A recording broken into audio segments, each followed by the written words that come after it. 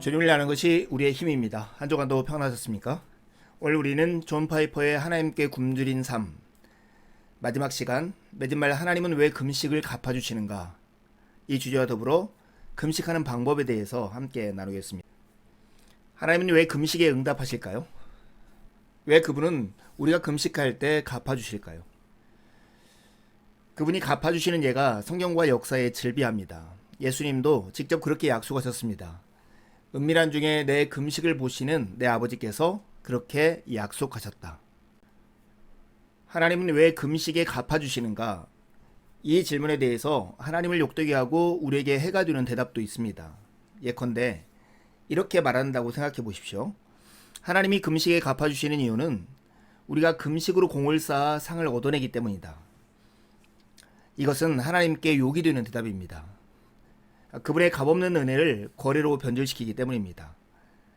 그러면 결국 금식은 우리 자신의 의지에서 비롯된 일이 되는 것이죠. 기도와 금식의 궁극적인 주도권은 오직 하나님께 있는데 그것을 우리 것이라 주장하기 때문입니다.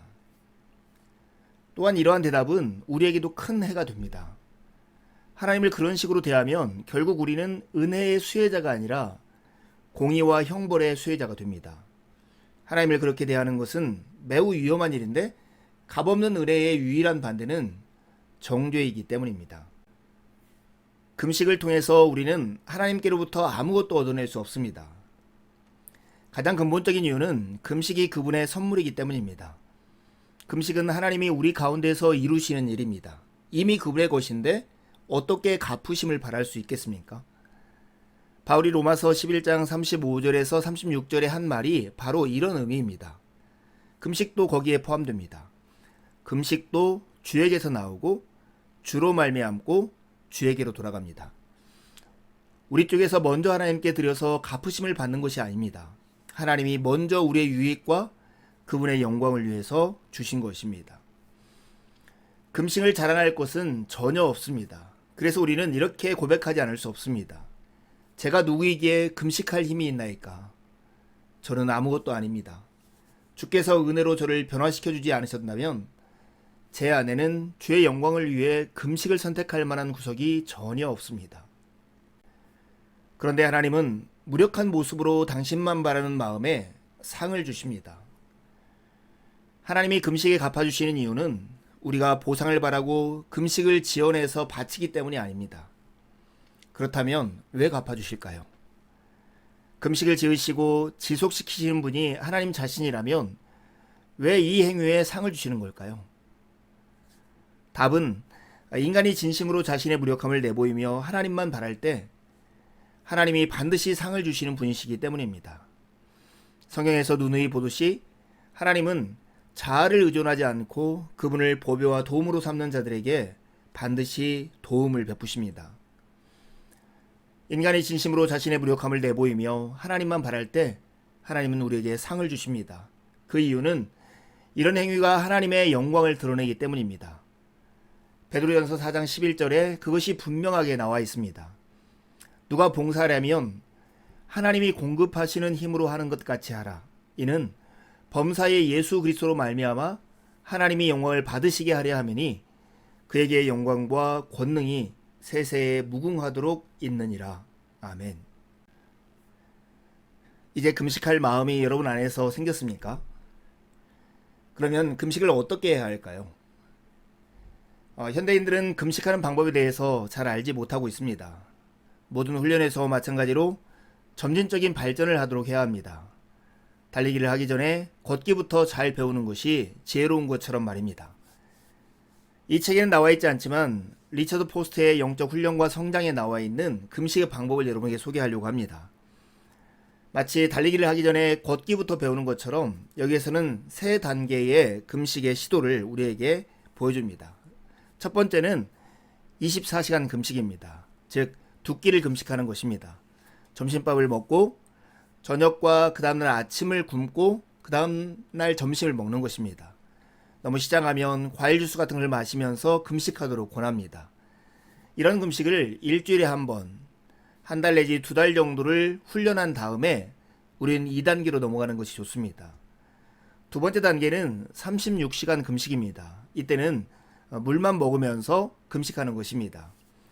세 끼를 금식하는 것이죠. 아침, 점심, 저녁 또는 점심, 저녁, 아침을 금식하면서 하나님께 기도하고 마음을 경건하게 하고 자신을 살피는 것입니다.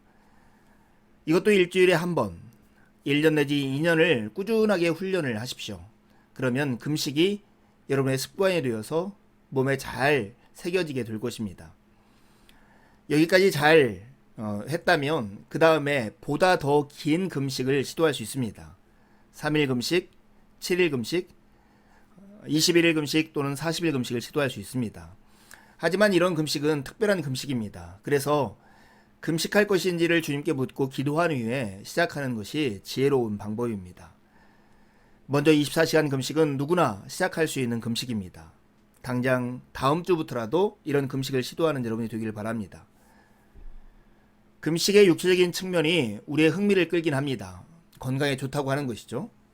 하지만 성경적 금식의 주된 임무는 영적인 면에 있다는 사실을 잊어서는 안 됩니다. 영적으로 어떤 일이 진행되고 있느냐 하는 것이 육체적으로 발생하는 일보다 훨씬 더 중요합니다. 그래서 금식할 때는 자신의 내면을 살피는 것이 매우 중요하고 우리가 주목해야 할 부분입니다. 하나님께 빈 마음을 드리면 하나님은 충만함을 우리에게 주십니다. 기본적으로 금식은 희망을 품고 하나님께 우리의 빈 마음을 드리는 행위입니다. 스탄 맥라이트는 그의 책 금식 중에서 금식을 이렇게 정의합니다. 금식은 인생의 비통하고 엄숙한 상황에 대한 자연스럽고도 불가피한 반응이다. 우리가 죽음이라는 엄숙한 상황을 맞이했을 때 금식으로 반응하면 하나님은 생명으로 우리를 채워주신다는 것입니다.